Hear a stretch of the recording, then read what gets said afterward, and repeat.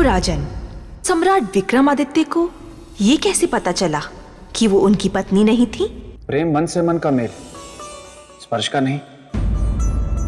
इसीलिए जब प्रियंवदा ने सम्राट विक्रमादित्य को स्पर्श किया तो सम्राट विक्रमादित्य के मन ने उस स्पर्श को स्वीकार नहीं किया।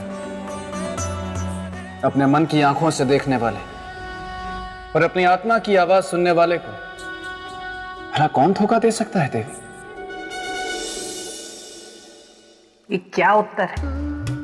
ये बेकार उत्तर है, बहुत ही बेकार उत्तर है ना देवी? राजन, आप सही अर्थों में प्रेम को समझते हैं। धन्यवाद देवी। अच्छा देवी, आगे क्या हुआ? कथा में आगे ये हुआ कि सम्राट विक्रमादित्य के सामने संकट आ खड़ा हुआ कि प्रियंवदा की सच्चाई सबके सामने कैसे लाई जाए। देवी, पर इसमें संकट कौन सा था? सम्राट को तो बस इतना कहना था कि वो महारानी चित्रलेखा नहीं है, बस इतना ही तो सरल था। मेरे मित्र विक्रमादित्य अगर ऐसा कह देते तो उज्जैनी की सारी प्रजा और उनके राज दरबारी धतूरा खा के बैठे थे, जो उनकी बातें मान जाते। लेकिन इस सच को साबित करना बच्चों का खेल नहीं था।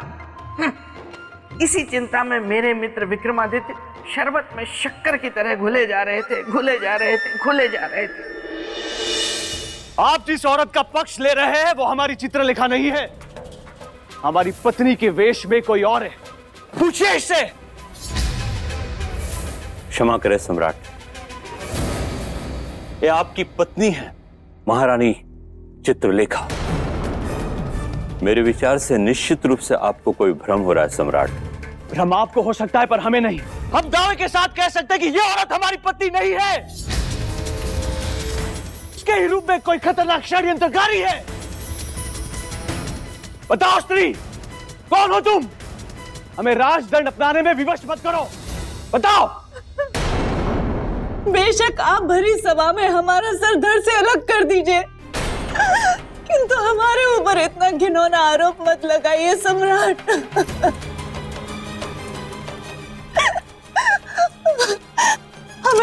हमें तिरस्कार और संशय के घाव मत दीजिए सम्राट। घाव तो फिर भी समय के साथ भर जाते हैं, परंतु पति पत्नी के रिश्ते में निष्ठा और ईमानदारी ये आवश्यक है। हमें भ्रमित करने का प्रयास मत करो स्त्री। सम्राट, यदि आप मेरी बात माने तो मैं आपसे कुछ कहूं। अवश्य कहिए। सम्राट, भ्रम को त्याग दीजिए, क्योंकि आप जो कह रहे हैं वो किसी भी दृष्टिकोण से संभव ही नहीं है कि महारानी के स्थान पर हूबहू महारानी बनकर कोई और आ जाए। ये तो ये स्त्री ही बता सकती है।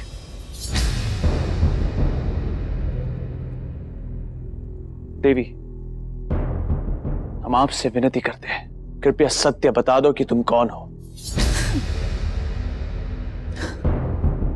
आप सत्य जानना चाहते हैं? हाँ।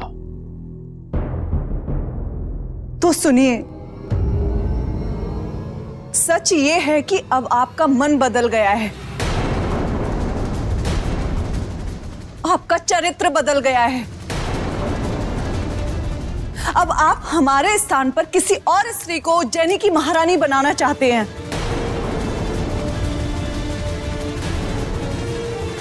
अब आपका प्रेम हमारे लिए मर गया है। इसी कारण आप हमारे ऊपर झूठे आरोप लगाकर हमें इस राजमहल से और अपने जीवन से निकालना चाहते हैं। बस स्त्री, बस। अब इसके आगे एक शब्द नहीं।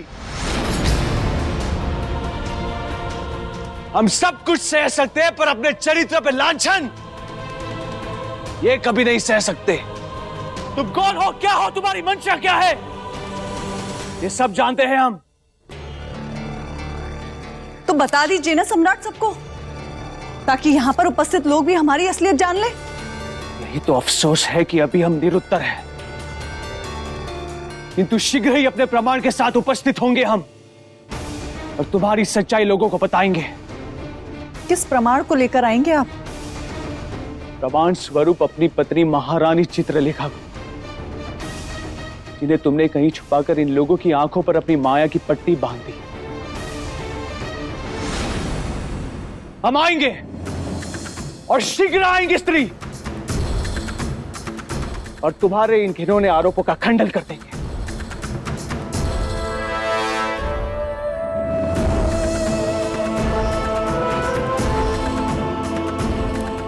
सम्राट, रुक जाइए सम्राट।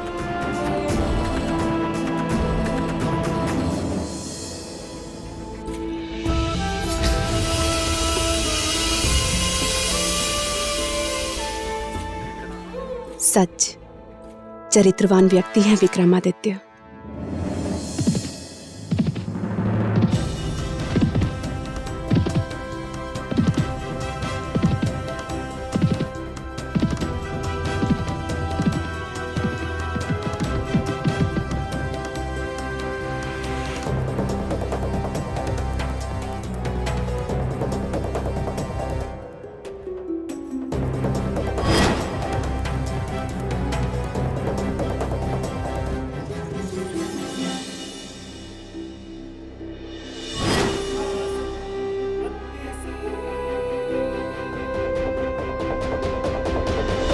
तो क्या लगता है आपको राजन, क्या बिना किसी सूत्र के सम्राट विक्रमादित्य महारानी चित्रलेखा को ढूंढ पाए होंगे? अरे मेरे मित्र तो इतने प्रतापी थे कि श्रीमान राजा भोज, देवी, देखा आपने राजा भोज की स्मरण शक्ति कितनी क्षीण हो गई है। नाम इनका राजा भोज है और मुझे पुकार रहे हैं राजा भोज। नहीं श्रीमान बेताल, लेकिन देवी ने प्रश्न किया राजा भोज से और उत्तर दे रहे हैं आप, तो मुझे लगा कि राजा भोज शायद आप ही का नाम। क्यों, मैंने कुछ गलत तो नहीं कहा श्रीमान बेताल? हाँ, मैं समझ गया। व्यंग के बाण मुझ पर मत छोड़िए राजा भोज। मैं हूं शक्ति सुरमा, बना देता हूं चूरमा। देवी क्षमा चाहता हूँ, इस वक्त मुझे अत्यंत आवश्यक कार्य आन पड़ा है, मुझे जाना होगा। लेकिन राजा भोज, मैं इस वक्त जा जरूर रहा हूं, लेकिन ये समझने की भूल मत कीजिएगा कि मैं वापस नहीं लौटूंगा। मैं लौटूंगा क्योंकि मैं हूं बेताल। और आप गले नहीं देते हैं किसी की दाल, सही कह रहा हूं ना?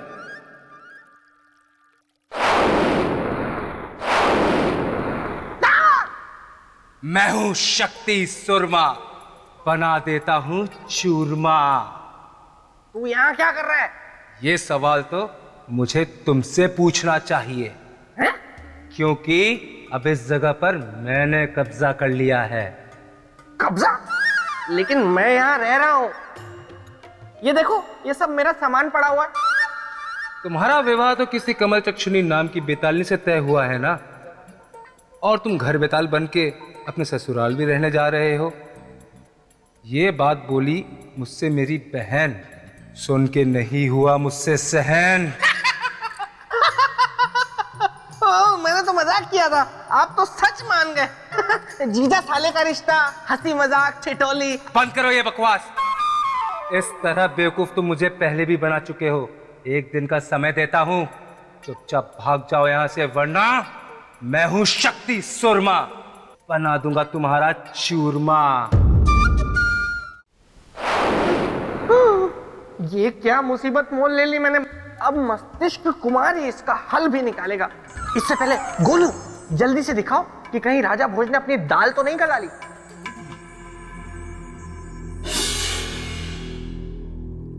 देवी, सम्राट विक्रमादित्य तो निकल गए महारानी चित्रलेखा को लाने, लेकिन प्रियंवदा ने क्या किया होगा?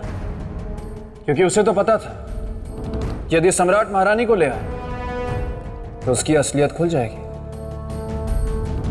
राजन, प्रियंवदा वहां से निकलकर सीधा पहुंची दुर्वासा ऋषि के पास। विक्रमादित्य, ये दुर्वासा की परीक्षा है और तुम इस परीक्षा में कदापि सफल नहीं हो सकते, कदापि नहीं।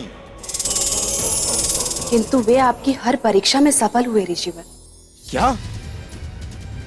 प्रियंवदा, तुम्हें तो मैंने उज्जैनी भेजा था। सम्राट विक्रमादित्य की परीक्षा लेने। हाँ, मैंने उनकी परीक्षा ली वहां जाकर ऋषिवर, किंतु वे मेरी हर परीक्षा में सफल हुए और मैं हार गई। ऋषिवर, सम्राट विक्रमादित्य इकलौते चरित्रवान पुरुष हैं इस संसार में।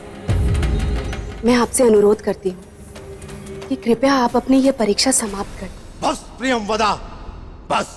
तुम्हारे कथन अनुसार यदि विक्रमादित्य तुम्हारी परीक्षा में सफल हुआ है तो तुमने उससे भावनाओं के आधार पर परीक्षा ली है, किंतु अब अटल सत्य के आधार पर तुम्हें परीक्षा लेनी है। वो कैसे? जीवन और चरित्र को मृत्यु की कसौटी पर कसकर। नहीं ऋषवर, हमसे ये नहीं होगा। इस परीक्षा में तो दुष्परिणाम की संभावना है। तो ठीक है, ऐसा श्राप दूंगा कि जन्म जन्मांतर तक चरित्रहीन बनकर जीने पर विवश हो जाओगी।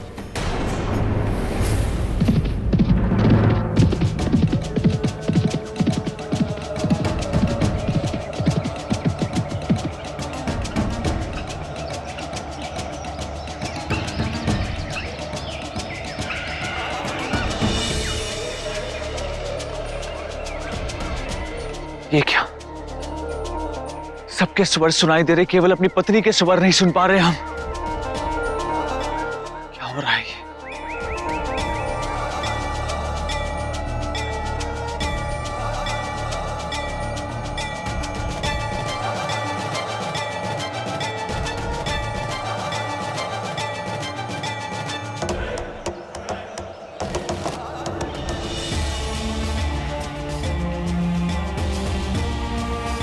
महारानी चित्रलेखा, कुछ बोलिए ताकि हम आपको सुन सकें।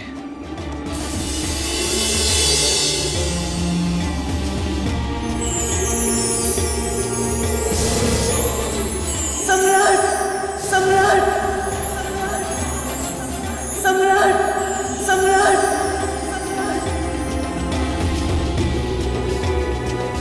सुन ली आपकी पुकार। आ रहे हैं हम, आ रहे हैं आपके पास।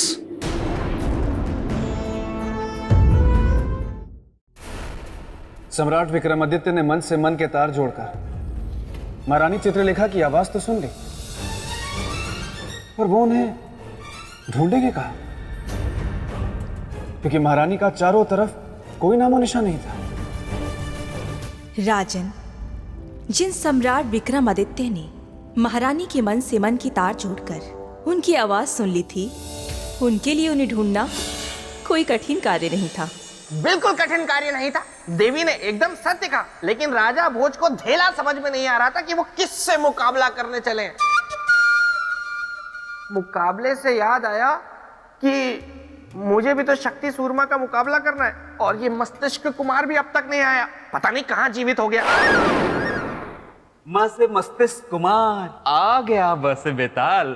मस्तिष्क कुमार, तुम्हें पता है वो शक्ति सूरमा? मुझे स से सब पता है, लेकिन तुम च से चिंता मत करो, क्योंकि मैं माँ के मस्तिष्क से ऐसी युक्ति बताऊंगा कि वो त से तुम्हारा कुछ नहीं बिगाड़ पाएगा। तो जल्दी बताओ ना युक्ति। Chip chip chip chip chip. वहां मित्र, तुम्हें कैसे पता कि मुझे बहुत भूख लगी हुई है? अब बताओ मित्र, युक्ति क्या है? युक्ति ये थी कि बित्ता केला अगर शक्ति शर्मा को खिला दो तो वो बित्ते भर का हो जाएगा, फिर वो तुमसे मां से मुकाबला नहीं कर पाएगा। बित्ता केला क्या है? बित्ता केला वो केला होता है जिसे जो भी खा ले बित्ते भर का हो जाता है, जिसे तुम खा गए। मस्तिष्क कुमार, ये क्या कर दिया?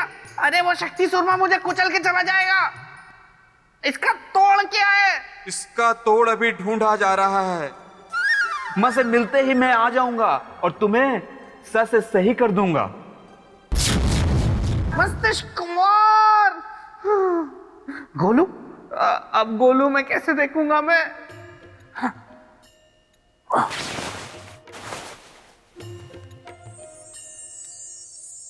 भले ही सम्राट विक्रमादित्य ने महारानी की आवाज सुन ली थी, भले ही वो उस आवाज के पीछे पीछे उन्हें ढूंढने निकल पड़े थे, लेकिन संकट अभी टला नहीं था।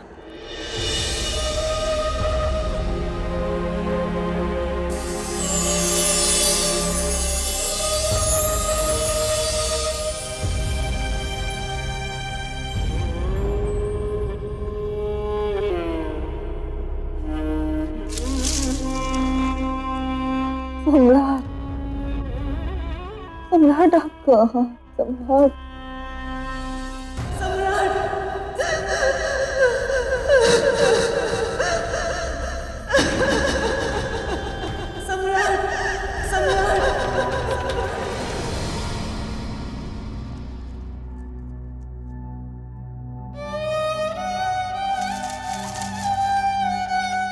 सांस के बिना शरीर का क्या मोल प्रभु। इसलिए जीवन का अंत ही अंतिम विकल्प है। जब हमारे जीवन में सम्राट ही नहीं रहे तो हम जीवित रहकर क्या करेंगे?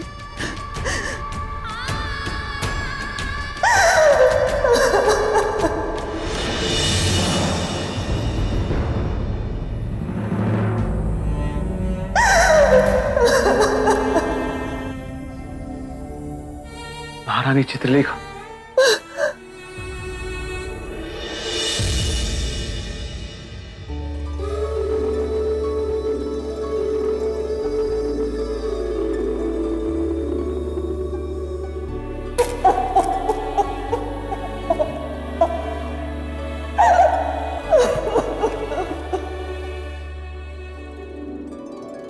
आंसू पूछिए। हम आ गए, आंसू पूछिए। आपने उस स्त्री को पहचान लिया महाराज?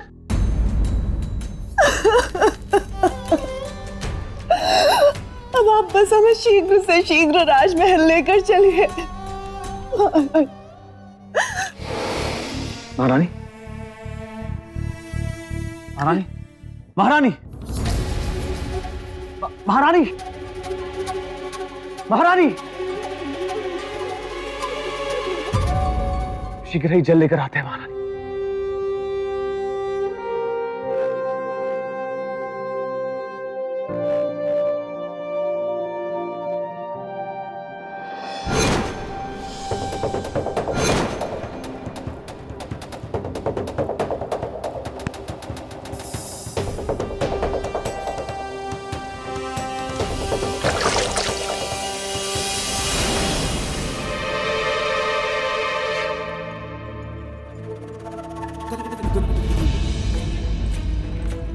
सम्राट, आप अपनी पत्नी को देखकर चौंक क्यों गए?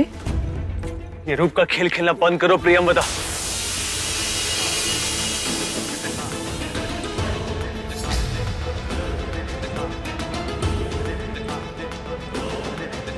ये रूप का खेल नहीं है राजन,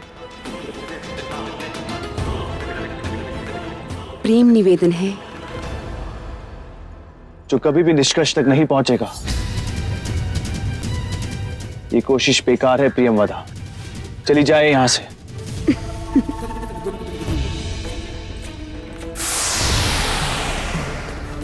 ये वरमाला मेरे गले में डालकर मुझसे प्रेम विवाह कर लीजिए सम्राट। आपकी सौगंध, मैं इसी क्षण यहां से चली जाऊंगी। असंभव है ये, असंभव है ये, 7 जन्मों तक संभव नहीं। राजन, प्रेम का अपमान करना अपराध है और अपराध का न्याय है दंड। इसलिए आपको भी ये दंड भुगतना पड़ेगा।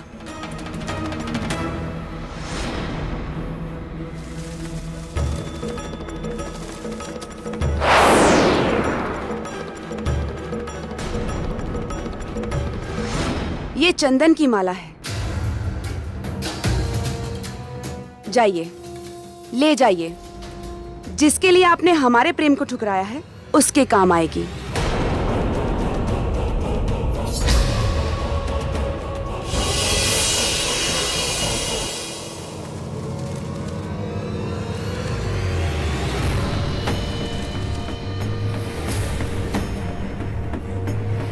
हम महारानी को कुछ नहीं होने देंगे। ओह, तो इसका अर्थ कि प्रियंवदा अपनी चाल चलने को तैयार थी।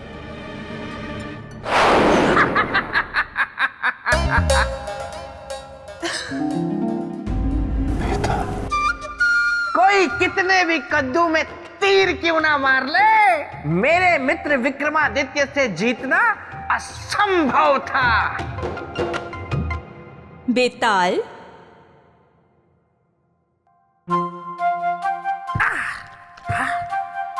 काफी नरम है। तुम्ही क्या हो गया बेताल? इतने छोटे कैसे हो गए? मन हुआ हो गया। मेरा मतलब है कि साल में 3-4 दिनों के लिए मैं अपनी योग शक्ति से अपना कद छोटा या बड़ा कर लेता हूँ। बहुत बड़ा योगी हूँ मैं। वैसे राजा भोज, मैं ये कह रहा हूँ। बेताल, मुझे तुम्हारी आवाज सुनाई नहीं दे रही। राजा भोज, मैं ये कह रहा हूँ कि एक काम करिए, मेरे नजदीक आकर मुझसे बात करिए। आइए।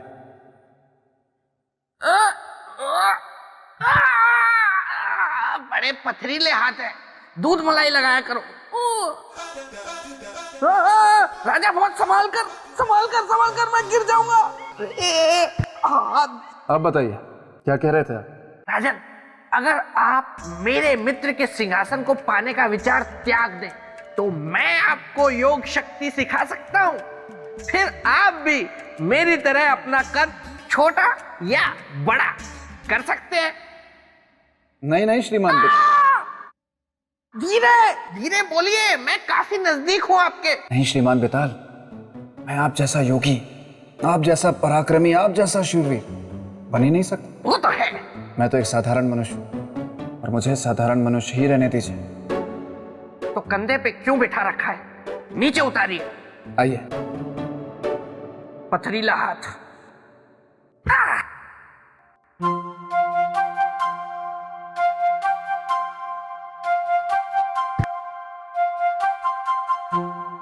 हाँ तो देवी, आगे क्या हुआ?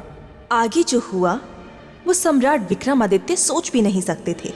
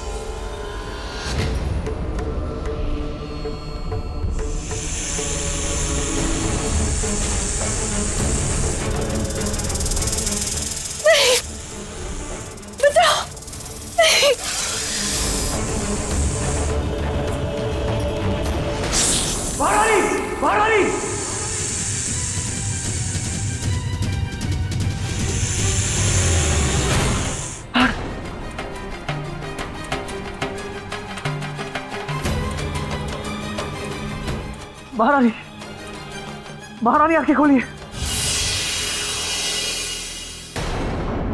अब आपकी पत्नी कभी आंखें नहीं खोल सकती, मर चुकी है वो। आपकी पत्नी का जीवन आपके चरित्र की भेंट चढ़ गया और अब आपका चरित्र उनके जीवन को लौटा नहीं सकता। किंतु हम उन्हें जीवन दे सकते हैं यदि आप हमारी शर्त मान लें। आपकी शर्त? कभी नहीं। जीवित या मृत, हमारी पत्नी हमारे लिए सब कुछ है। हमारा जीवन, हमारा प्रेम, हमारा चरित्र, सब कुछ। ऐसा प्रेम, ऐसा जीवन, ऐसा चरित्र किस काम का राजन, जो अपना आधा अंग कही जाने वाली पत्नी के प्राणों की रक्षा भी ना कर सके। सच, ऐसा जीवन किसी काम का नहीं। इसीलिए हमारी पत्नी के जीवन के साथ हम अपना जीवन भी त्याग कर देंगे, परंतु किसी भी कीमत पर चरित्रहीन जीवन नहीं जिएंगे। किसी भी परिस्थिति में नहीं और कभी भी नहीं।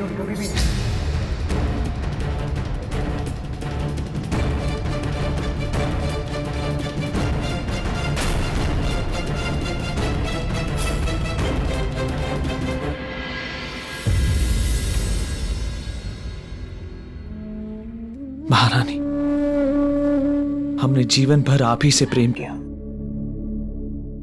और आप ही के साथ जीवन बिताने के सपने देखे। जब अब आप ही नहीं रही तो हमारे इस जीवन का कोई अर्थ नहीं। हम योग शक्ति के द्वारा आपके साथ अपने प्राणों का भी त्याग करते हैं और विवाह की वेदी पे लिए 7 वचनों का पालन।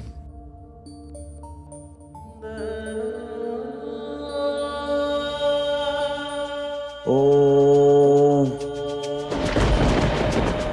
ओम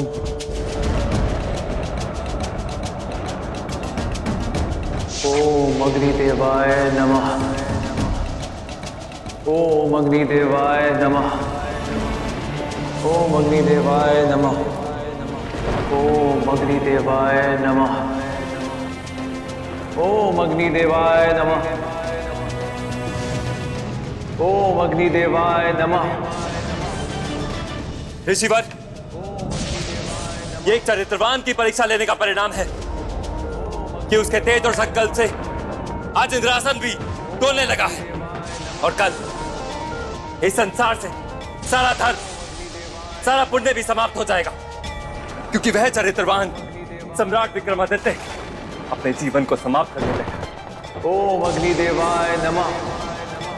और यदि ऐसा हुआ तो इसके उत्तरदायी केवल आप होंगे ऋषि दुर्वासा, केवल आप। आप निश्चिंत रहे इंद्रदेव, आपके स्वर्ग पर कोई संकट नहीं आएगा और ना ही इस संसार से धर्म और पुण्य नष्ट होगा। हमें इसका उपाय पता है, आइए हमारे साथ। ओम अग्निदेवाय नमः। ओम अग्निदेवाय नमः। ओम अग्निदेवाय नमः। ओम अग्निदेवाय नमः।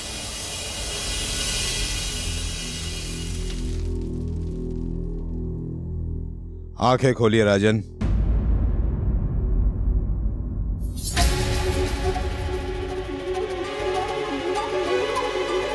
आप सब लोग यहाँ? आपके चरित्र के तेज ने हमें यहाँ आने पर विवश कर दिया है राजन।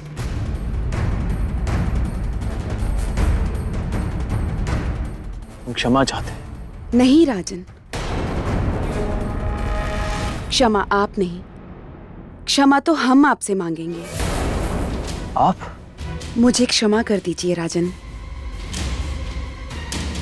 क्योंकि ना चाहते हुए भी मुझे ऋषि दुर्वासा के आदेश पर आपके चरित्र की परीक्षा लेने आना पड़ा। परीक्षा? हाँ राजन, पर हम आपसे हार गए। किंतु इस परीक्षा में हम भी तो पराजित हो गए। नहीं राजन, आप पराजित नहीं हुए। कैसे पराजित नहीं हुए? परीक्षा हमारी ली जा रही थी, परंतु दंड?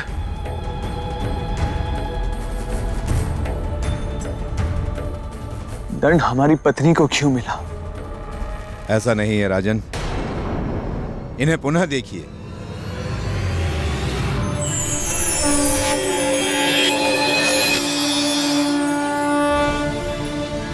सम्राट,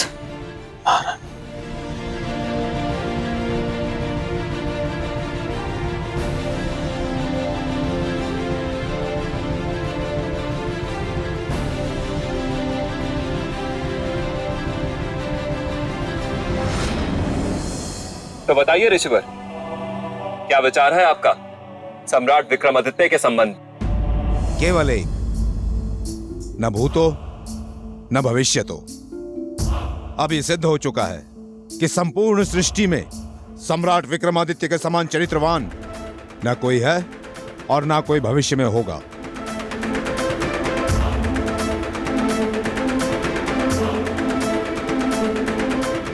राजा भोज, राजा भोज। बोलिए श्रीमान बेताल। देखा राजन, मेरे मित्र विक्रमादित्य का चरित्र। हाँ? है कोई ऐसा पूरी दुनिया में जो मेरे मित्र के चरित्र का मुकाबला कर सके? और एक आप हैं, चले हैं मेरे मित्र के सिंहासन को हासिल करने।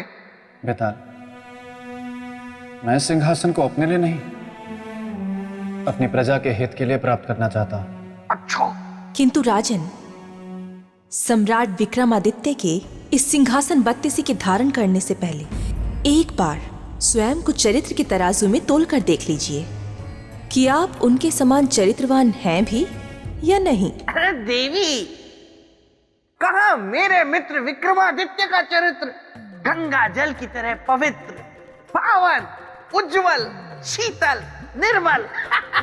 बेताल, क्षमा देवी क्षमा। तो राजन, इस सिंहासन को प्राप्त करने का सोचने से पहले एक बार अपने चरित्र को तराजू में तोल कर देख लीजिए। क्या पता कौन सा पलड़ा ऊपर हो, कौन सा नीचे।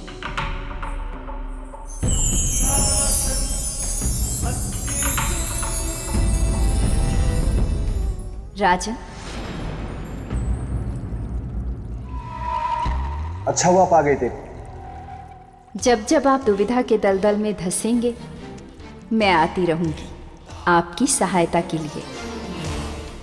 राजन, क्या आप जानते हैं एक राजा का चरित्र क्या होता है? देवी महामाया, इस विषय पर मैं आपसे जानना चाहूंगा। प्रणाम देवी। देवी प्रणाम। देवी प्रणाम। बेताल, प्रणाम। आपकी ये दुर्दशा कैसे हुई? अब आपसे क्या छुपाए देवी, फिर भी सुनिए। मेरे साथ असल में ये हुआ कि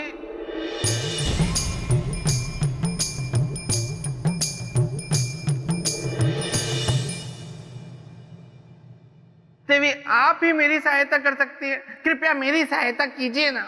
मैं सहायता करूंगी, लेकिन तुम्हें एक वचन देना होगा। तुम यहाँ से प्रेत लोक वापस चले जाओगे। हाँ, मैं वचन देता हूँ, मैं चुपचाप प्रेत भूमि वापस चला जाऊंगा।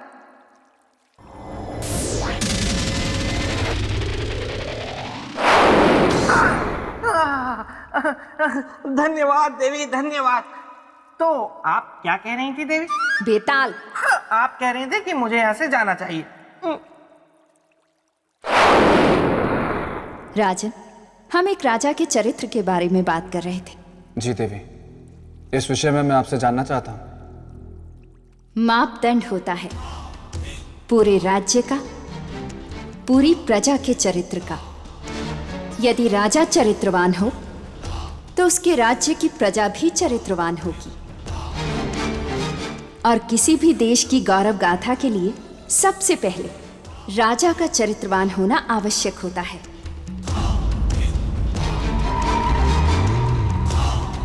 किंतु राजन, इसके विपरीत यदि समाज में कोई चरित्रहीन निकले या किसी के ऊपर चरित्रहीन होने का झूठा दोष लगे, तो आपके विचार से उसे क्या करना चाहिए? समाज को उसके साथ किस प्रकार का व्यवहार करना चाहिए? किसी के ऊपर चरित्रहीन होने का झूठा दोष लगे, तो आपके विचार से उसे क्या करना चाहिए? समाज को उसके साथ किस प्रकार का व्यवहार करना चाहिए? उसके जीने के अधिकार को छीन लेना चाहिए या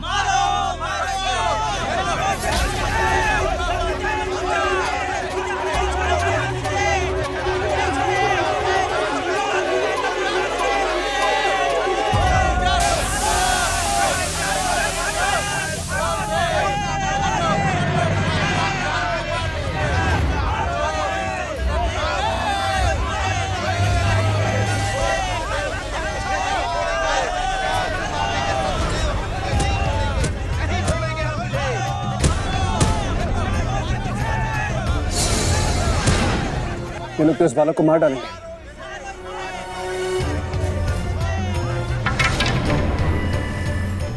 हम तुझे जीवित नहीं छोड़ेंगे, हम नहीं छोड़ेंगे तुझे सत्यदेव। रुक जाओ।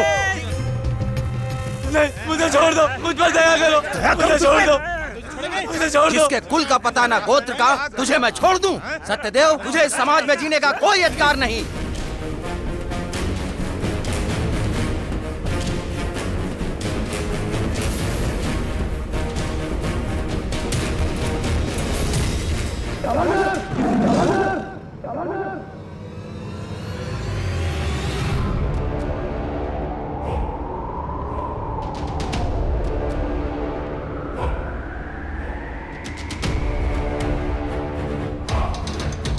कौन हो तुम? चले जाओ यहां से। आखिर हो कौन तुम? एक मानव, और मानव धर्म के अनुसार मैं आपसे एक प्रश्न पूछना चाहता हूं। इस बालक को क्यों मारना चाहते हैं? धर्म सभा ने निर्णय लिया है इस बच्चे को मारने का। धर्म सभा के अनुसार ये घातक है हमारे समाज के लिए। ईश्वर पुत्र और घातक? हाँ, क्योंकि इसका कोई कुल नहीं है। ना तो इसका कोई पितृकुल है, ना गोत्र है, ना धर्म है। ऐसे व्यक्ति के जीवित रहने से समाज दूषित हो जाएगा, इसलिए इस बालक का मरना जरूरी है। मारना मानवता नहीं है, इसलिए मैं मानवता के मार्ग से नहीं हटूंगा। यह अधर्म है, पाप है। पाप और पुण्य की बातें मत करो अजनबी, हट जाओ हमारे मार्ग से, अन्यथा इस पापी के साथ मरने के लिए तू तैयार हो जा। खबरदार, जो आगे बढ़े। चले जाओ वरना तुम्हारी भी हत्या कर दी जाएगी।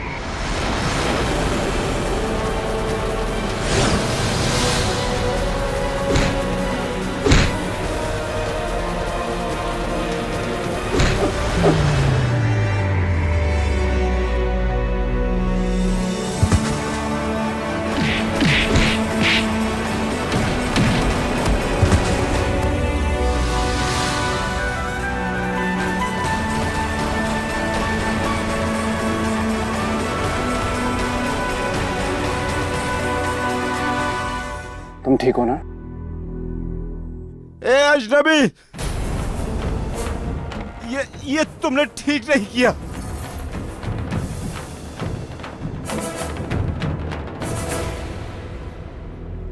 तुम चिंता मत करो, मैं हूं। हाँ।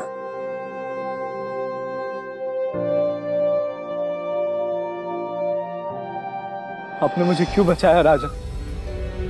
क्यों बचाया मुझे अर्थहीन का जीवन? मैं मर जाता, वही ठीक था। ऐसा नहीं कहते बालक, तुम पहले शांत हो जाओ और मुझे विस्तार में बताओ कि ये आखिर बात क्या है? बात बस इतनी सी है कि मैं शिक्षा ग्रहण करना चाहता हूँ कि कोई भी ऋषि मुझे अपना शिष्य बनाने के लिए तैयार नहीं है। और कोई ऋषि तुम्हें अपना शिष्य क्यों नहीं बनाना चाहता? क्योंकि सब मुझसे पहले गोत्र और कुल पूछते हैं, मेरे पिता का नाम पूछते हैं। तो इसमें कौन सी कठिनाई है? और मैं ये नहीं जानता कि मेरे पिता कौन है। मेरी माँ ने मुझे बताया कि मेरे कोई पिता नहीं, जिनके कारण मेरा कोई कुल नहीं, मेरा कोई गोत्र नहीं, और जब ये दोनों नहीं है तो मेरा कोई चरित्र भी नहीं है। और इस समाज में उन्हें ही जीने का अधिकार है जिनके पास उनका कुल हो, उनका गोत्र हो। और ऐसा इसलिए कि समाज ने ऐसा नियम बना दिया है और समाज नियम से बंधा है।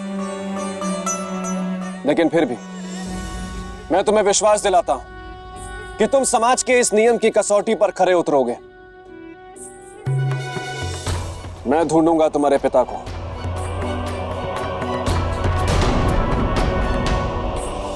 मैं ढूंढूंगा तुम्हारे पिता को। तुम्हारी मां कहां है? मंदराचल पर्वत पर तपस्या करने गई है। मंदराचल पर्वत?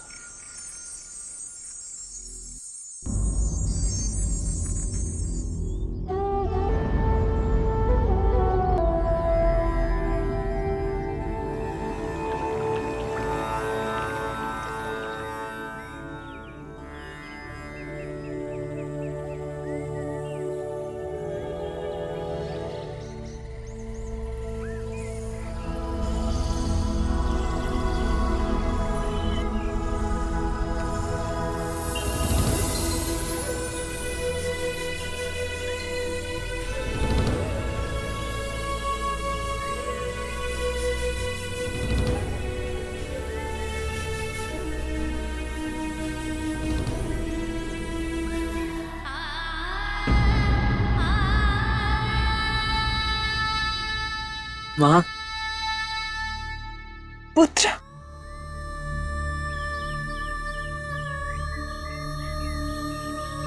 तुम यहाँ क्यों आए पुत्र? इसे यहाँ मैं लाया हूँ।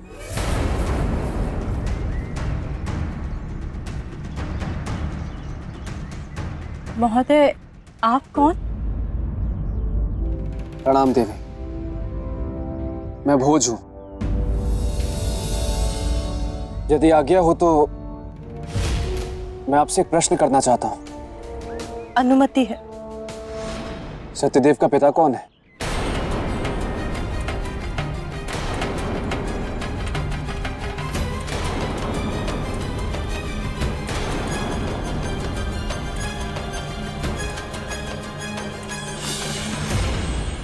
इस स्त्री ने तो रहस्य का वातावरण बना दिया है।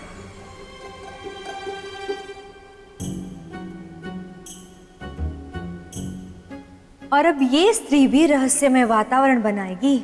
तुमने मस्तिष्क कुमार से युक्ति मांगी थी ना मुझसे पीछा छुड़ाने की।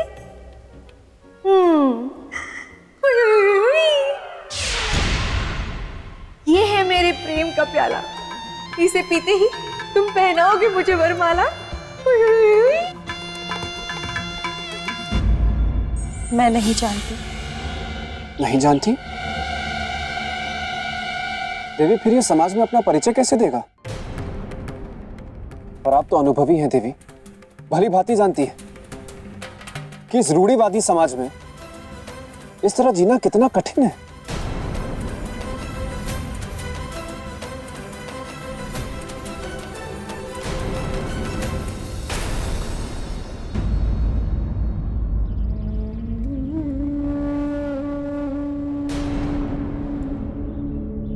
सत्यदेव के सुनहरे भविष्य के लिए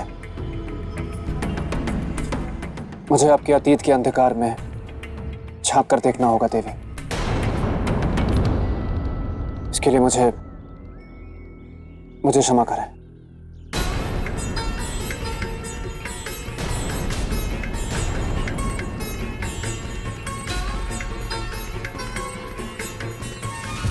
बात उन दिनों की है जब मैं सिद्ध ऋषि देवमणि के आश्रम में सेविका थी। वहाँ बहुत सारे ऋषि, सबको सिद्धियां प्राप्त। क्षमा करें गुरुवर, आज पंचामृत के लिए दूध की व्यवस्था नहीं हो पाई। आज गाय ने दूध नहीं दिया।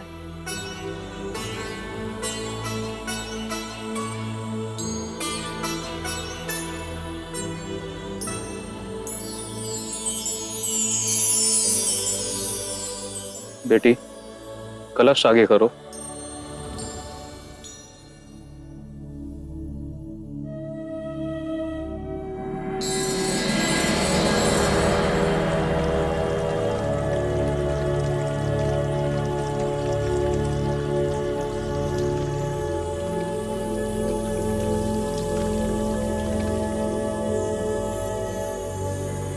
जाओ, पंचामृत बनाकर ले आओ।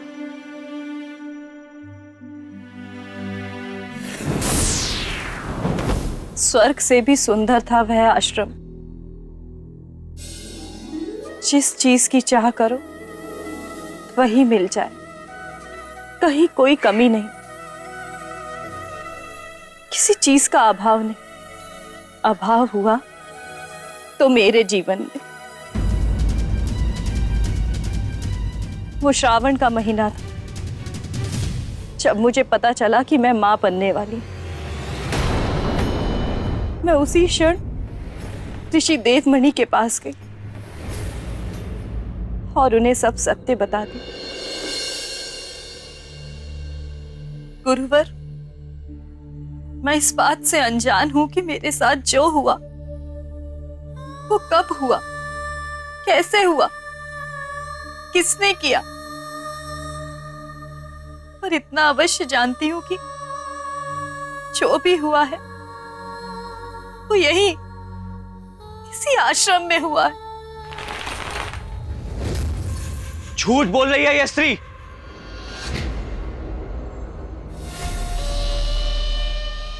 गुरुदेव, ये कहना चाहती है कि हम ऋषिगण पापी हैं, अधर्मी हैं। किंतु सत्य तो यह है गुरुदेव, ये चरित्रहीन है। गुरुदेव, आप इसे इसी क्षण इस आश्रम से बाहर निकाल दीजिए। किंतु मैं ऐसी अवस्था में जाऊंगी कहां? कहां जाऊंगी मैं? वो मैं नहीं जानता, किंतु इतना अवश्य जानता हूं कि मेरे आश्रम का कोई भी ऋषि ऐसा काम कदापि नहीं कर सकता। और आश्रम के नियमों के अनुसार तुम्हारे गर्भ में पल रहा शिशु का उत्तरदायित्व हम नहीं ले सकते। इसीलिए तुम्हें इसी समय आश्रम से जाना होगा।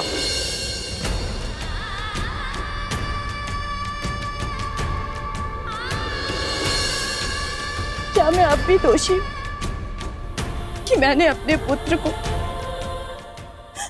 उसके पिता का नाम नहीं बताया? नहीं देवी, इसमें आपका बिल्कुल भी दोष नहीं है। पर विडंबना तो यह है कि जो स्त्री मनुष्य के चरित्र को रचती है, गढ़ती है, उसे स्वरूप देती है, संसार उसे ही चरित्रहीन घोषित कर देता है। यह संसार स्त्री को अबला समझता है, जबकि वह अबला नहीं होती। वो सहती है क्योंकि वो सहना जानती है, दूसरों की खुशी के लिए। और संसार उसके इसी गुण को उसकी दुर्बलता समझता है। आप चिंता मत करिए देवी, अब यह संसार जानेगा कि स्त्री का यही गुण अब उसकी कमजोरी नहीं, उसकी ताकत है। यह राजा भोज का वचन है आपको कि मैं इस सत्य को स्थापित करूंगा और आप दोनों को न्याय भी दिलाऊंगा। चलिए, मुझे उस आश्रम ले चलिए। वाह वाह वाह वाह राजा भोज, क्या क्या बात कही है तुमने। सामने होता तो माथा चूम लेता तुम्हारा।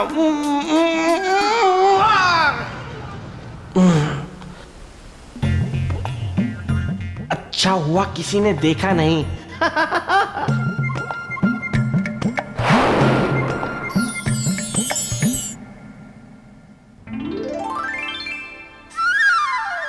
प्याला?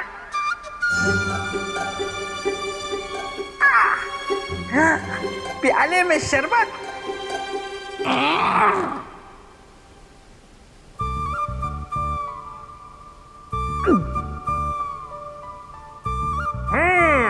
मजेदार था।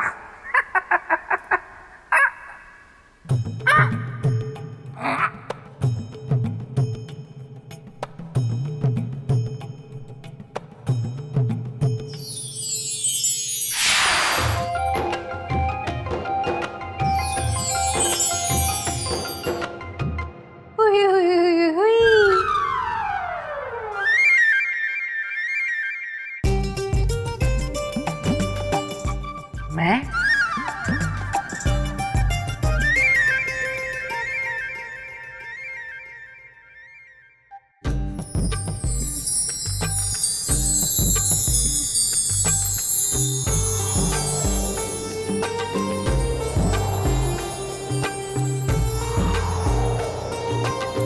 तेरा साहस कैसे हुआ हमारे इस पवित्र आश्रम में आने का, चरित्रहीन स्त्री?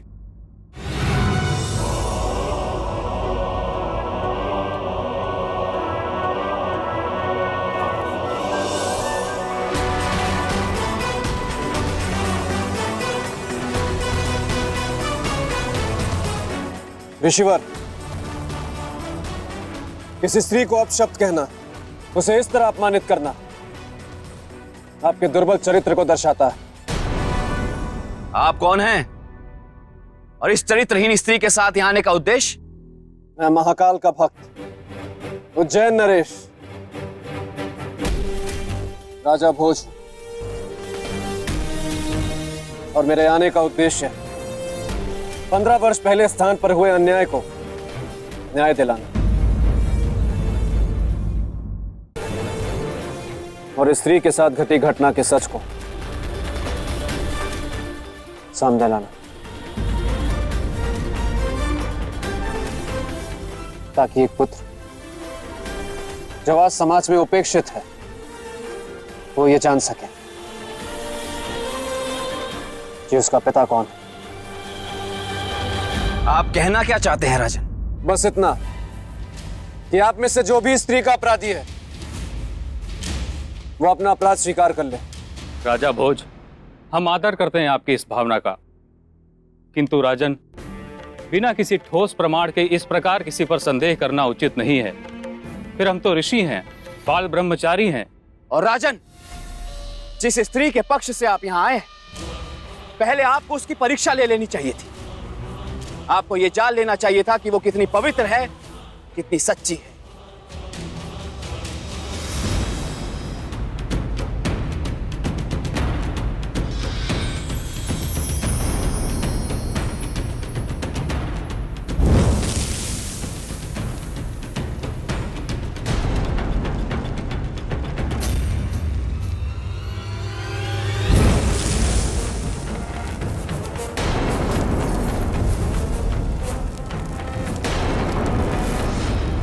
स्त्री, यदि तू चरित्रवान है तो दे अपनी परीक्षा। चल इस अग्नि के ऊपर। यदि तू निष्पाप होगी तो बच जाएगी, अन्यथा इसी क्षण इस अग्नि में चलकर भस्म हो जाएगी।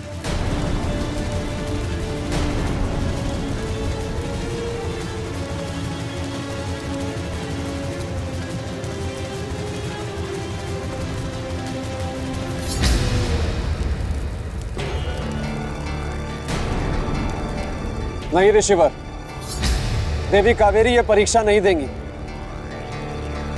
परीक्षा देंगे आप लोग। इस अग्नि में चलेंगे आप लोग। अब आप लोग ये सिद्ध करेंगे कि आप में से किसी ने देवी कावेरी के साथ कोई पाप नहीं किया। इसकी कोई आवश्यकता नहीं है राजन, हम जानते हैं अपने ऋषियों को। रही बात न्याय की, तो हम चाहते हैं कावेरी के साथ न्याय हो, किंतु बिना किसी ठोस प्रमाण के यह असंभव है। आपको प्रमाण चाहिए ना, तो ठीक है, मैं लाऊंगा प्रमाण और सिद्ध करूंगा कि वास्तविक अपराधी कौन है। आप अवश्य सिद्ध करें, निश्चिंत रहें, दंड के विधान पर कोई आंच नहीं आएगी। जय महाकाल।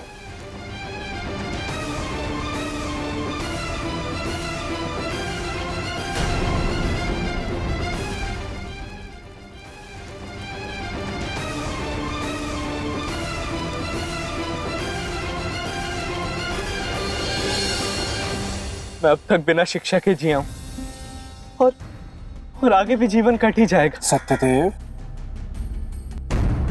मैं तुम्हारे साथ अन्याय नहीं होने दूंगा। मैं तुम्हें सम्मान दिलाकर रहूंगा। सम्मान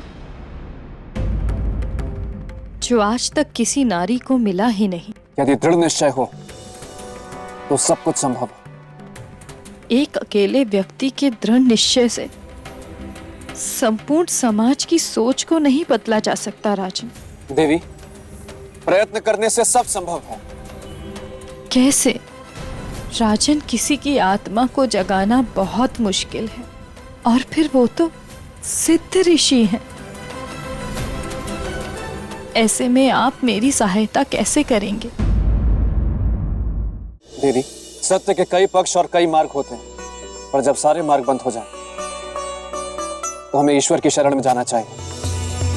उसके दिखाए हुए मार्ग पर चलना चाहिए, क्योंकि उसका दिखाया हुआ मार्ग हमेशा सही होता है। आप चिंता मत करिए देवी। जब तक मैं लौट के वापस ना आऊं, तब तक आप मेरी राह यहीं पर देखिएगा।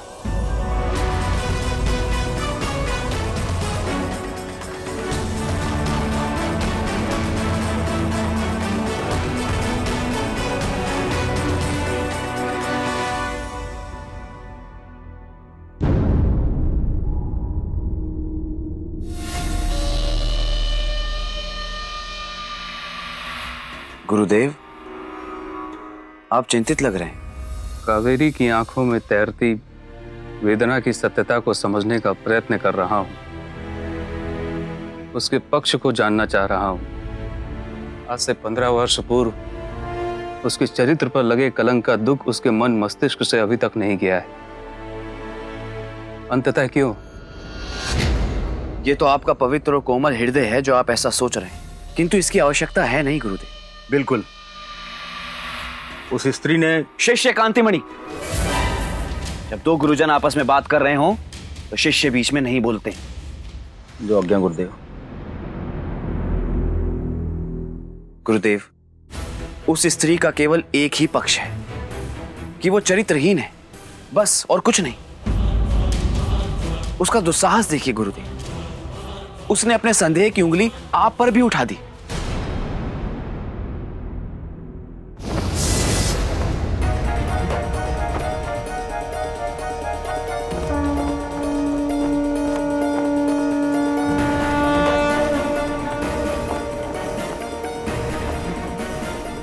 हे जगत जननी मां काली, जब जब इस संसार में अधर्म और अत्याचार बढ़ा है, तब तब तूने ही इसका संहार किया। और आज तो तेरी ही एक बेटी पर अत्याचार हुआ है मां, उसके चरित्र पर प्रहार हुआ है। मुझे मार्ग दिखा मां, ताकि मैं कावेरी की चरित्र की रक्षा कर सकूं, उन सभी ऋषियों में से उस पाखंडी ऋषि का सच इस संसार के सामने ला सकूं। मेरी मदद कर पाऊं, मेरी मदद कर।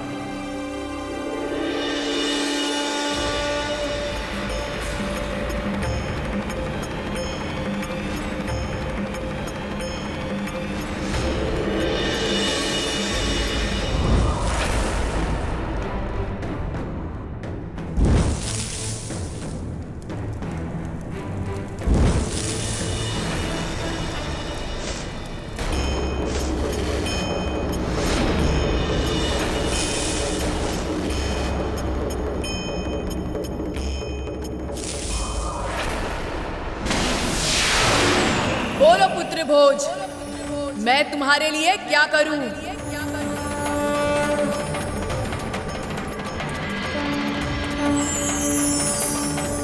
जय महाकाली। उस स्त्री कावेरी के साथ न्याय करो मां, और उस पाखंडी ऋषि का सच इस संसार के सामने लाओ मां।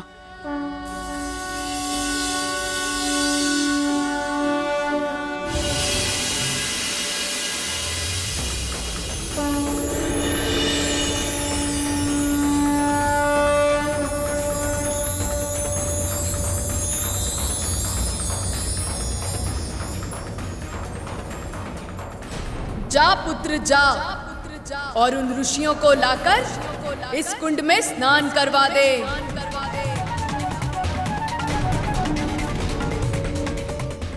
जो कायर पुरुष अपराधी होगा, उस कुटिल कामी पुरुष का सच सबके सामने आ जाएगा। जय महाकाली।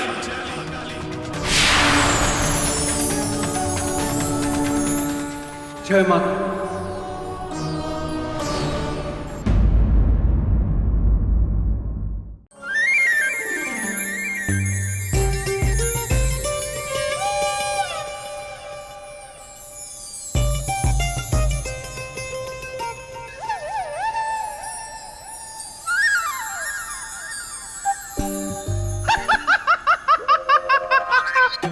मस्तिष्क कुमार का आना यानी मेरी युक्ति का पकड़े जाना। उई उई उई उई।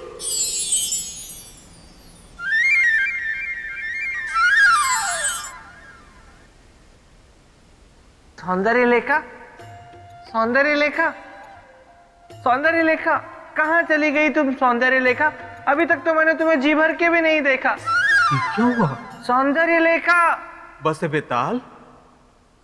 कौन? ओह, मस्तिष्क कुमार। बस बेताल, तुम बस बदले हुए क्यों लग रहे हो? सौंदर्य लेखा, सौंदर्य लेखा, तुमने मेरी सौंदर्य लेखा को देखा? सुनो, मेरी सौंदर्य लेखा को देखा क्या?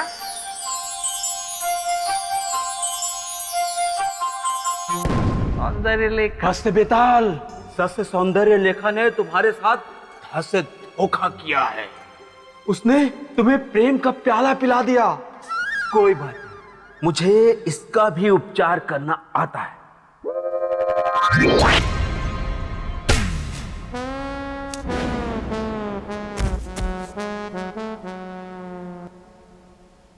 कुछ ही देर में इसका प्रभाव पूरी तरह से समाप्त हो जाएगा।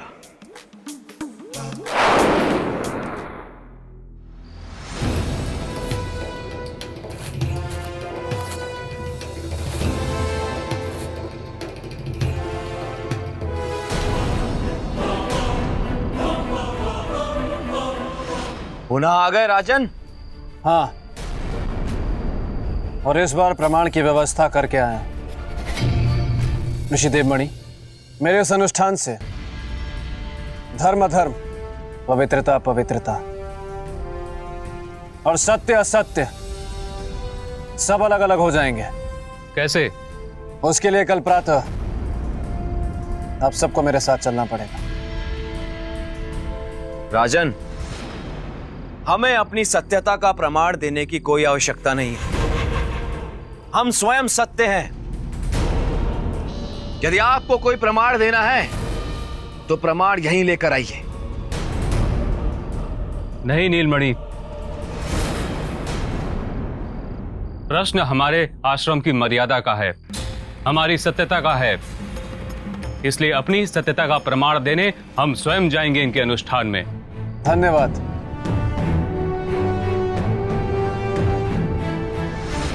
जय महाकाल।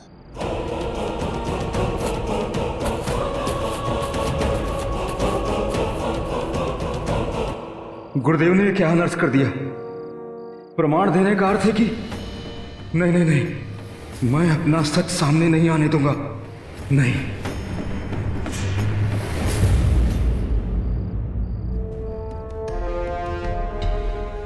ठहरो ठहरो ठहरो। कौन है वहां?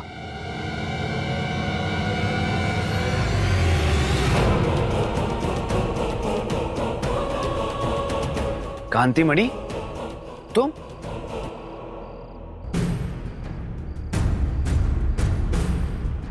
कहां जा रहे हो तुम?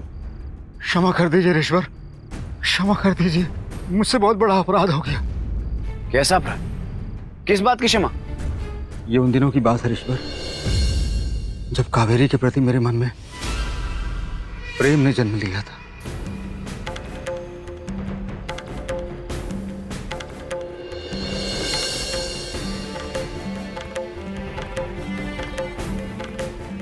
इस बात से तो स्पष्ट होता है कि कावेरी का पुत्र तुम्हारा पुत्र है। नहीं ऋषवर, कावेरी का पुत्र मेरा पुत्र नहीं है। तो इतना भय क्यों है? भय इस बात का है ऋषवर, इस पापी मन के साथ यदि मैं कल उस अनुष्ठान में गया तो मेरा सच सामने आ जाएगा ऋषवर।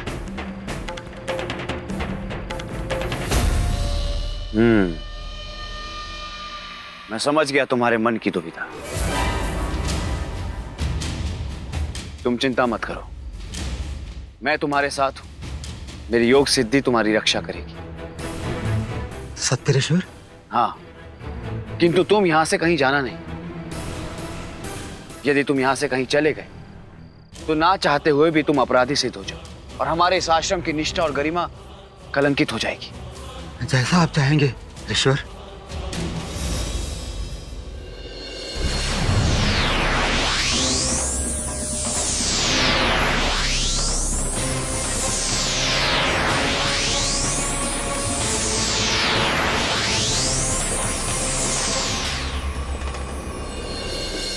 शिष्य कांतिमणि, अब तुम निश्चिंत हो जाओ और कल के अनुष्ठान के परिणाम की प्रतीक्षा करो। जो आज्ञा ऋषवर।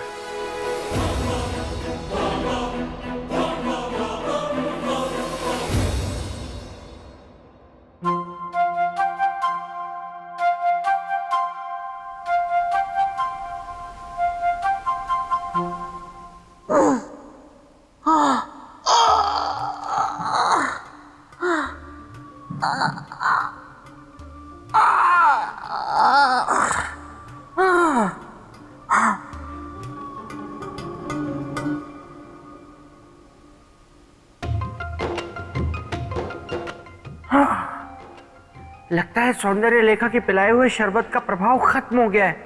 इससे पहले कि वो कोई और युक्ति आजमाए, मैं चलता हूं राजा भोज के पास।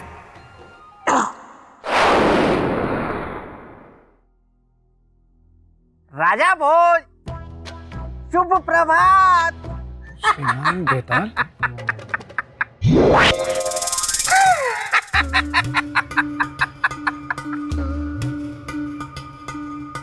श्रीमान बेताल, आप मुझे कहाँ ले आए? राजन, ये स्वर्ग लोक है, आप मुक्त हो गए। स्वर्ग लोक? राजन, प्रातः काल के समय इस तरह ऊंचाइयों पर बैठकर वार्तालाप करने का आनंद ही कुछ और है राजन। बात तो आपकी ठीक है, लेकिन मुझे इस तरह रोकने का अर्थ ये है राजन कि जिस गंभीरता से आप उस स्त्री और उसके बालक को न्याय दिलवाने के लिए जा रहे हैं, आपको क्या लगता है, क्या आप मेरे मित्र विक्रमादित्य जैसा न्याय कर पाएंगे? इस बात का पता तो हमें तभी चलेगा जब मैं इन ऋषियों तक पहुंच पाऊं। और मुझे पूर्ण विश्वास है कि आप जैसा ज्ञानी, महाप्रतापी शूरवीर इस बात को अवश्य जानता होगा कि ऋषियों को प्रतीक्षा कराना सही नहीं होता, उससे पाप लगता है। अच्छा, तो मुझे आज्ञा दीजिए। जय महाकाल।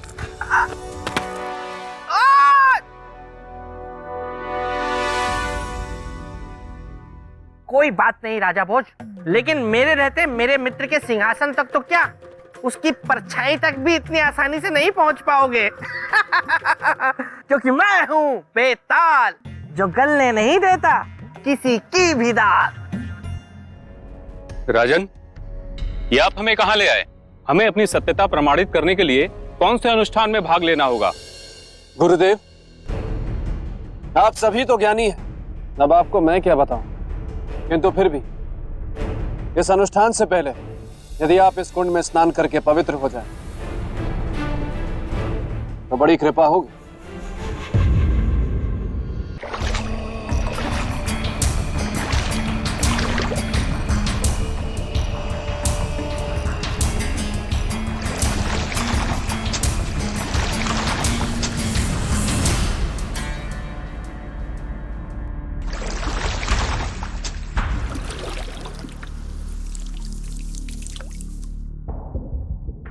ये कैसे संभव हो सकता है? क्या सच में इनमें से कोई भी अपराधी नहीं है?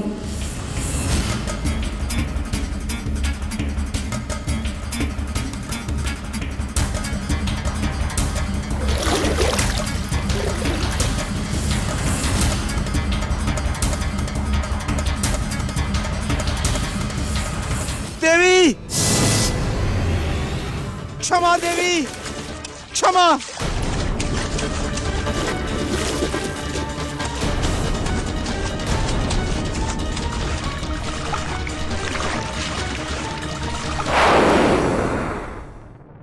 देवी, मुझे क्षमा करें देवी, देवी, देवी मुझे क्षमा करें देवी, मैं आपका अपराधी हूं, मुझे क्षमा करें देवी। अपने ऊपर अंकुश लगाने के बाद भी मैं आप जैसी पवित्र देवी के प्रति अपने मन में मोह जगा बैठा। देवी, मुझे क्षमा कर दीजिए, मैंने आपकी पवित्रता को अशुद्ध कर दिया। देवी, अपने इस अपराधी को क्षमा कर दें देवी। किंतु ये सत्य है देवी, मैंने आपको हाथ तक नहीं लगाया देवी, ये सत्य है।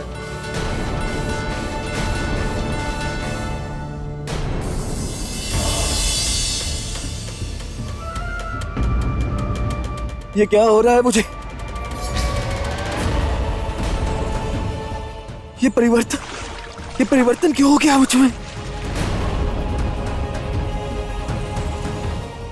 क्या है इस कुंड में? इस कुंड में क्या है? हे प्रभु,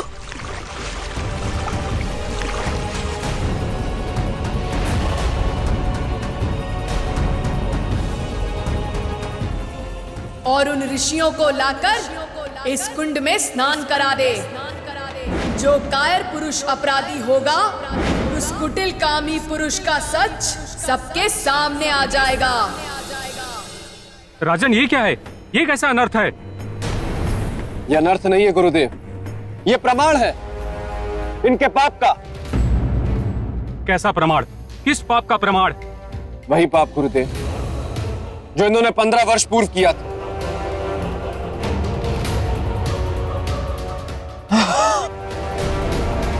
और वो जो अनुष्ठान जिसकी आपने बात की थी? यही वो अनुष्ठान था गुरुदेव। मां काली की कृपा से इस कुंड का निर्माण हुआ और इस कुंड में स्नान करके वही बच सकता था जो सच्चा और पवित्र हो। इसका अर्थ है ये ऋषि नीलमणि ही असली अपराधी और पापी।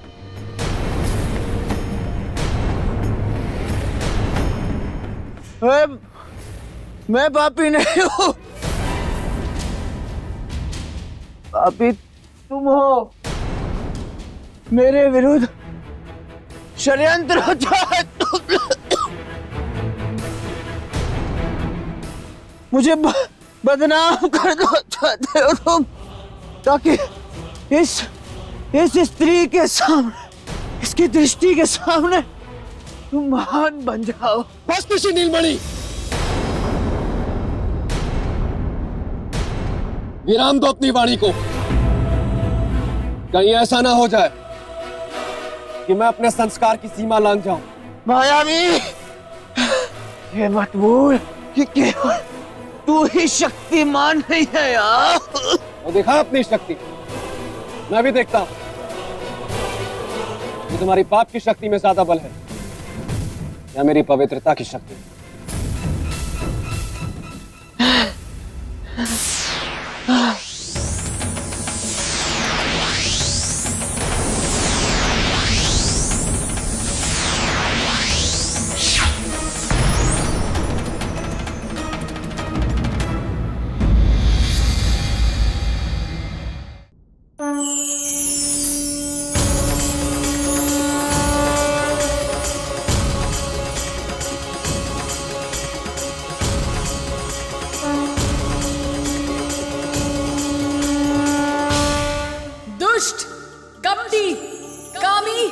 चरित्रहीन होकर एक पवित्र और चरित्रवान का सामना करने चला था।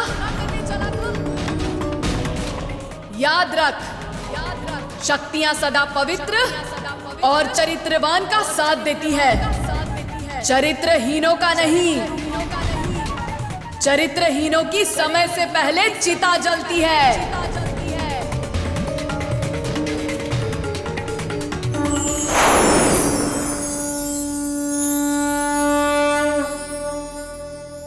ऋषि नीलमणि, अपने अंतिम समय में सत्य को स्वीकार कर लो और अपने पाप और देवी कावेरी के ऋण से मुक्त हो जाओ।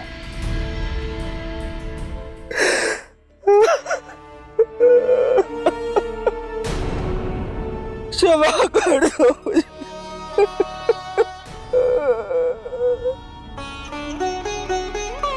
मैंने ये पाप किया है। विश्वास नहीं होता, कब किया तूने ये सब? ये बात तब की है गुरुदेव, जब आप सब ऋषिगण शास्त्र पाठ के लिए आश्रम से बाहर गए थे। ऋषिवर, भोजन ग्रहण कर लीजिए। कावेरी,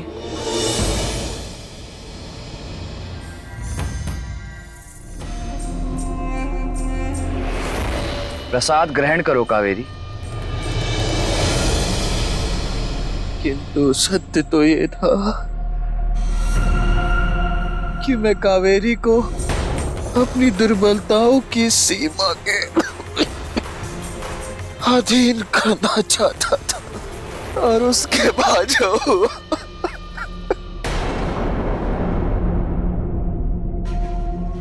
वो आपको मैं बता नहीं सकता।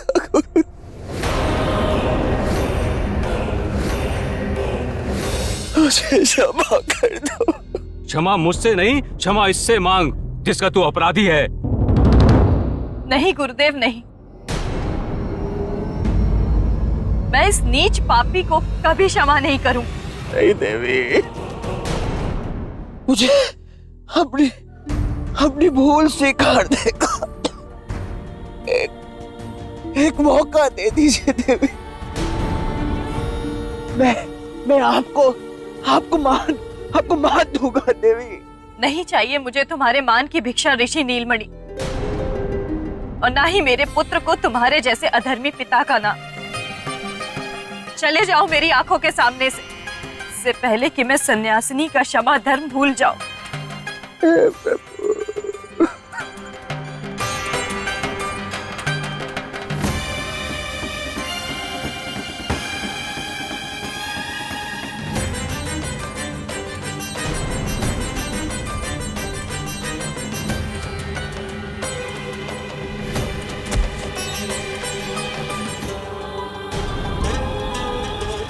पुत्री कावेरी, हमें क्षमा कर दीजिए।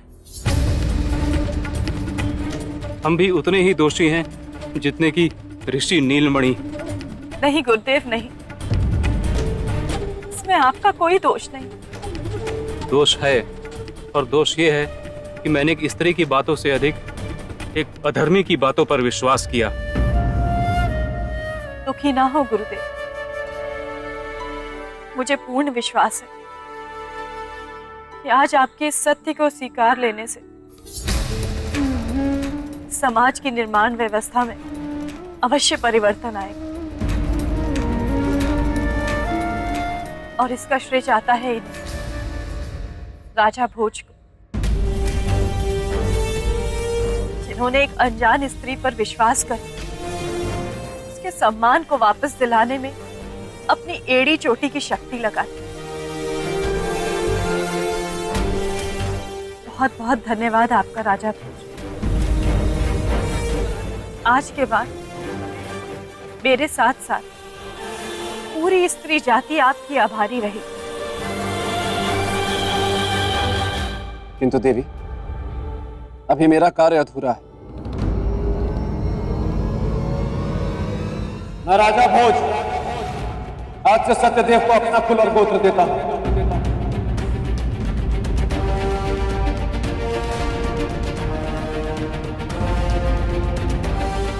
आज से मेरा कुल सत्यदेव का कुल, और मेरा गोत्र सत्यदेव का गोत्र।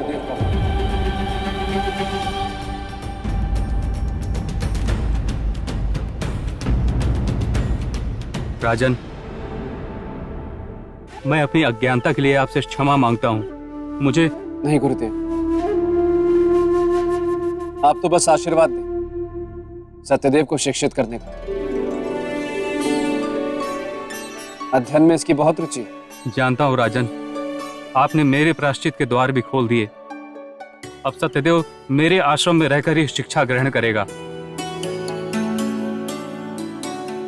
और मैं विश्वास दिलाता हूं कि वो एक सर्वश्रेष्ठ विद्यार्थी बनेगा। और साथ ही ये भी आपको वचन देता हूं कि आज के बाद किसी भी छात्र को उसके कुल और गोत्र के कारण शिक्षा से वंचित नहीं रखा जाएगा। धन्यवाद गुरुदेव, आपका कोटि कोटि धन्यवाद।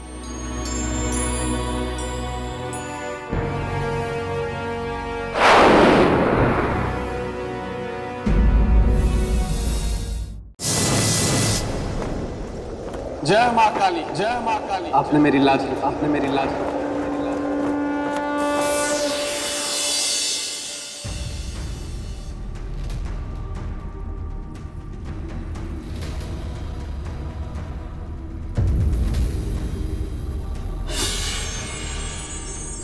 लो, ये फिर पहुंच गए मेरे मित्र के सिंहासन को पाने की लालसा लिए। लेकिन मैं ऐसा कभी होने नहीं दूंगा, क्योंकि मैं हूं बेताल जो गलने नहीं देता किसी की दाल। मैं भी चला। राजन,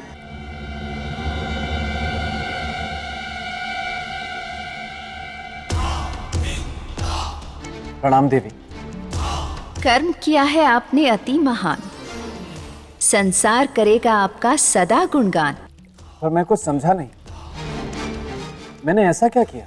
जिस प्रकार सम्राट विक्रमादित्य ने अपने चरित्र की रक्षा के लिए सब कुछ त्याग दिया था, ठीक उसी प्रकार आपने एक अनजान स्त्री के चरित्र की रक्षा के लिए अपने जीवन को दांव पर लगा दिया। आप धन्य हो राजन।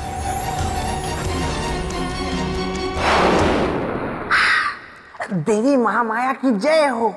देवी, छोटा मुंह और बड़ी बात, लेकिन कहनी तो पड़ेगी।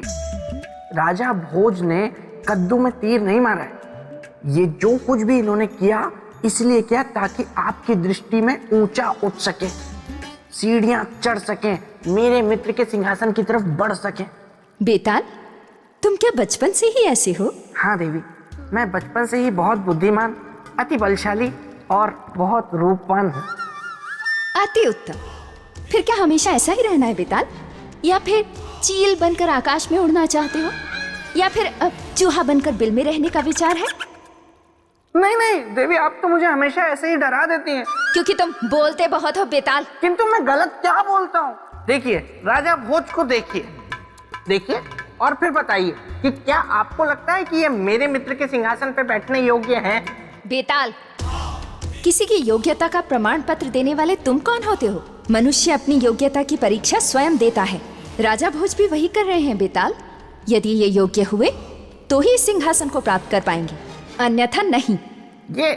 ये सुनने में अच्छा लग रहा है। और भी सुनने में अच्छा लगेगा बेताल, लेकिन तुम यहाँ चुपचाप खड़े रहो। राजन, चरित्र की ये चौथी सीढ़ी भी आप पार कर चुके हैं। आगे बढ़िए राजन। अनुमति के लिए धन्यवाद देवी।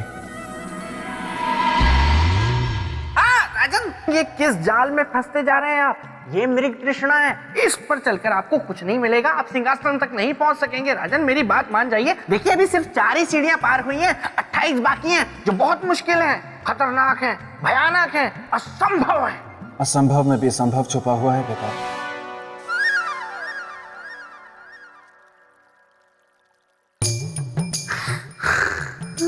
चौथी भी चढ़ गया।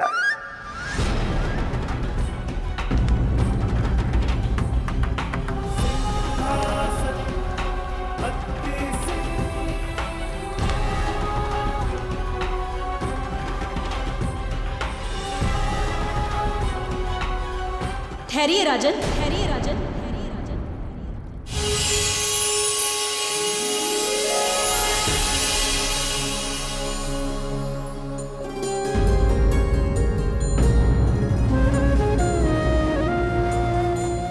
आप सब कौन है देवी? हम योग माला हैं। हम इस सिंहासन में योग शक्ति की रक्षा करती हैं। देवियों, आप सबको राजा भोज का प्रणाम।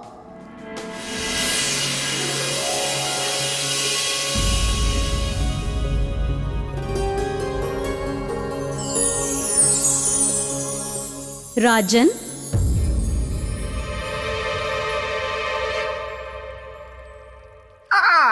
देवी योगमाला, बेताल का प्रणाम स्वीकार करें। देखिए, आप ही समझाइए अब राजन को। मैं तो समझा कर हार गया हूँ कि ये मेरे मित्र विक्रमादित्य के सिंहासन पर बैठने योग्य नहीं है। बेताल, क्षमा देवी, क्षमा। मैं भावनाओं में बह गया, इसीलिए ये कह गया।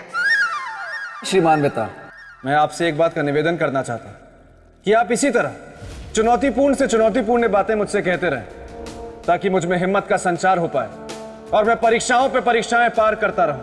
क्या मेरी बातों से आपको हिम्मत मिलती है? और हौसला भी। हाँ बेटा, आपकी बातों से मुझ में हिम्मत का संचार होता है। यदि एक बार मेरा हृदय सिंहासन को त्यागने के विचार के बारे में भी सोचे, लेकिन आपकी बातें मुझ में एक नई हिम्मत, एक नई ऊर्जा भर देती है। इसलिए आपसे बस एक छोटा सा निवेदन है बेटा, कि आप इसी तरह मुझे चुनौतीपूर्ण बातें कहते रहें। कहिए कहिए, आप चुप क्यों हो गए?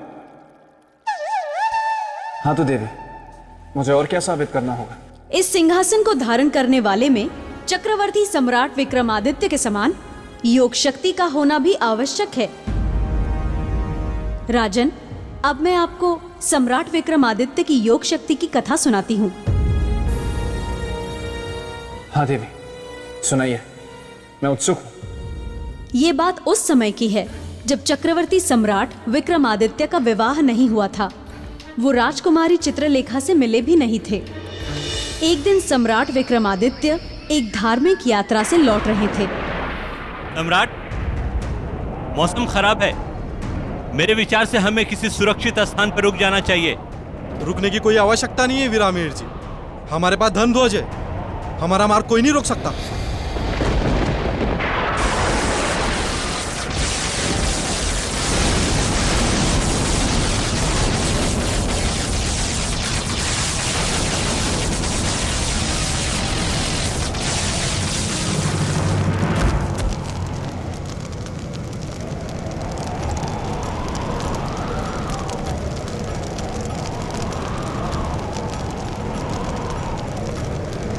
धर्म ध्वज का जल जाना तो अपशकुन होता है। इसके क्या संकेत हो सकते हैं? सम्राट, गोचर की नक्षत्र गणना के अनुसार ये एक बड़े संकट का संकेत है।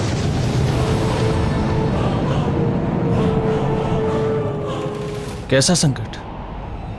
मृत्यु का संकट। मृत्यु? किसकी मृत्यु और क्यों? हमारे आसपास कोई पापी है, उसकी। परंतु हमारे बीच कौन पापी हो सकता है? ये मैं नहीं कह रहा हूं सम्राट, ज्योतिषीय गणना कह रही है। यदि हम अपना कुशल मंगल चाहते हैं तो बिना देर किए उस पापी को इस यात्रा समूह से बाहर निकालना होगा, अन्यथा हम सब काल के शिकार बनेंगे।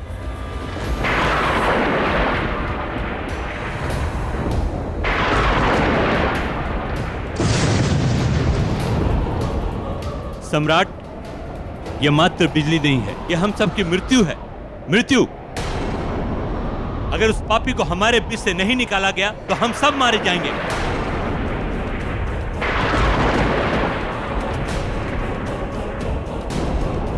वीरामीर जी, हमारे बीच का कोई भी व्यक्ति कहीं नहीं जाएगा। प्रियजनों, आपको भयभीत होने की कोई जरूरत नहीं है। आपके जीवन रक्षा का दायित्व हम लेते हैं। हम आपको वचन देते हैं कि हम आपको कुछ नहीं होने देंगे, एक खरोच भी नहीं आने देंगे और सब कुछ खुद पे सह लेंगे।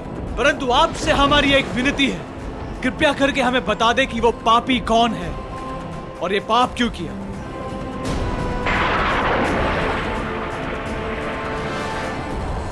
क्षमा कीजिए, क्षमा कीजिए, इस पापी को क्षमा कीजिए महाराज। क्या पाप किया है आपने? मंदिर से आते हुए भगवान की मूर्ति मैंने ही चोरी की थी। सम्राट, इस चोर को अभी इसी समय यात्रा समूह से बाहर कर दीजिए। इसके कारण हम सभी के प्राणों को संकट में नहीं डाल सकते। नहीं सेनापति, गुस्से में लिया गया निर्णय समाधान नहीं होता। इस व्यक्ति ने सबके सामने अपना पाप स्वीकार किया है।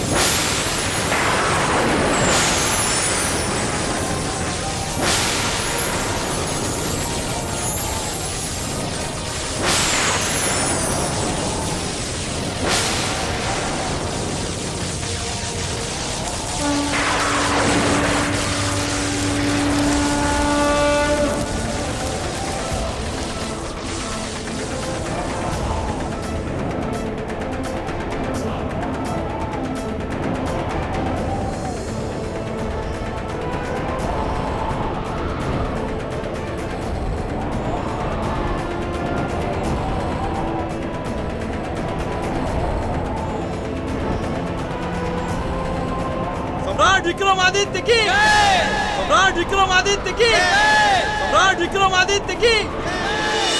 देवी, मेरे मन में एक प्रश्न उठ रहा है कि एक मृत व्यक्ति जीवित कैसे हो सकता है?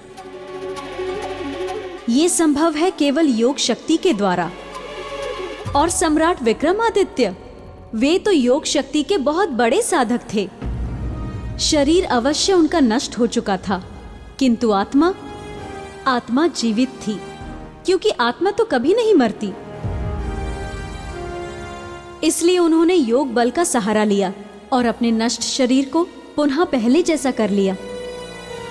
तब तो वहां हर्षोल्लास का वातावरण छा गया होगा देवी। बिल्कुल, इसीलिए उनके पुनर्जीवित होने की खुशी में राजसभा में उत्सव का आयोजन किया गया।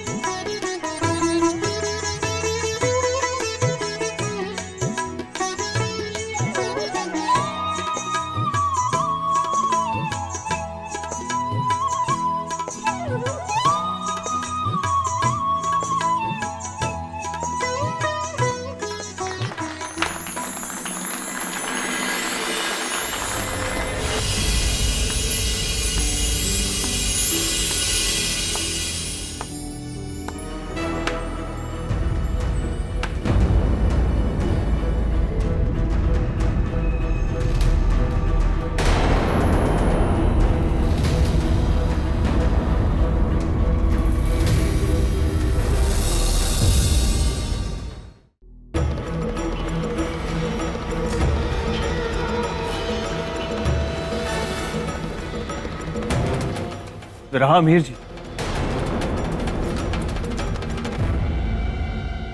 सेनापति,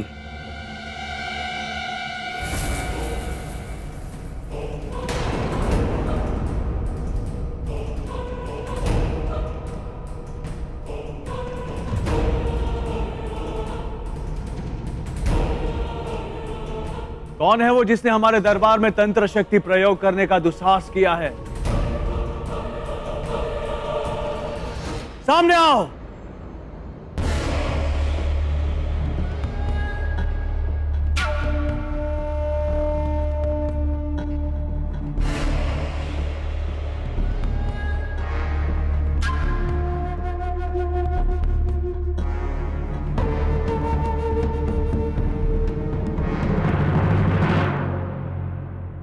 योगी, हमारी राजसभा में कौन है आप? आपकी शक्ति प्रयोग करने का उद्देश्य क्या है? क्या सिद्ध करना चाहते हैं आप? सिद्ध नहीं करना चाहता, केवल स्मरण दिलाना चाहता। किस बात का स्मरण? उस दिन की घटना का, जिस दिन आपका जीवन संकट में था और आपकी मृत्यु निश्चित थी। विक्रमार्जन! हे परमपिता परमात्मा, हमारे जीवन की रक्षा कर।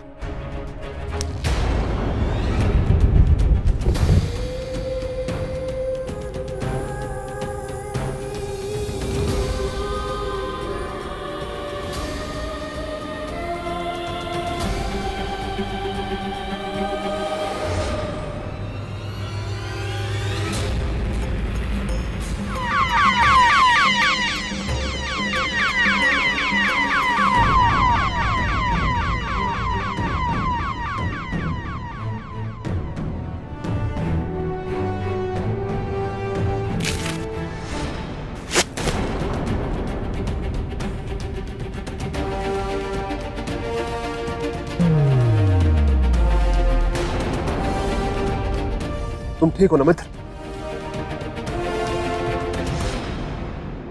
धर्मार्थ,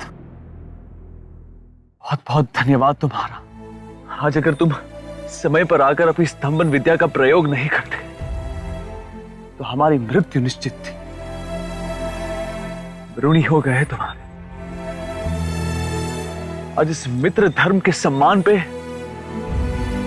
आपको कुछ देना चाहेंगे। मांगो, जो इच्छा है मांगो। मांगूंगा मित्र, अवश्य मांगूंगा, किंतु आज और अभी नहीं। अब कब? समय आने पर। मैं उस समय की अधीरता से प्रतीक्षा होगी, परंतु आज तुम्हें कुछ न कुछ अवश्य देना चाहेंगे मित्र। मतलब? हम आपको वचन देते हैं कि उस समय उस दिन हम तुम्हें वही देंगे जो तुम्हारे मुख से निकले और बिना कोई प्रश्न पूछे। तो फिर याद रखना अपना वचन। हम अपना नाम भूल जाएंगे मित्र, परंतु ये वचन नहीं। सम्राट, कहीं ऐसा तो नहीं समय की धूल ने आपकी स्मृतियों को ढक लिया हो? ये प्रश्न है या शिकायत? समझना आपको है। हम इसे एक मित्र की शिकायत समझ रहे हैं और इसे दूर करने के लिए अपनी बाहें फैलाते हैं।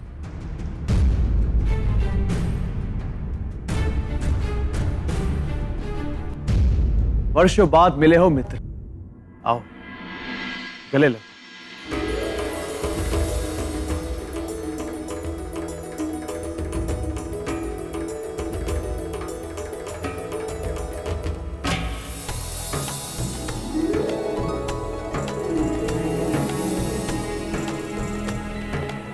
किंतु एक बात बताओ मित्र, तुम्हारी ये स्तंभन विद्या भी बड़ी विचित्र विद्या है।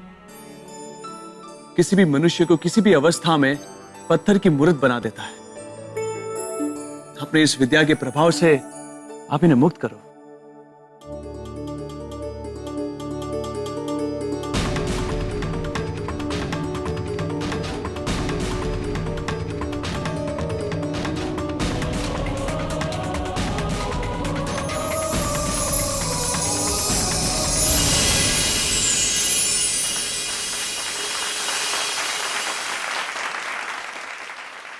मित्र, मुझे किसी से प्रेम हो गया है। उससे विवाह करना चाहते हो? हाँ। तो फिर समस्या क्या है मित्र? समस्या यह है कि विवाह के लिए स्वयंवर रचा गया है। उसकी एक शर्त है जिसे केवल तुम पूरा कर सकते हो। समझ गए मित्र, जो शर्त पूरी करेगा विवाह भी वही करेगा। हाँ।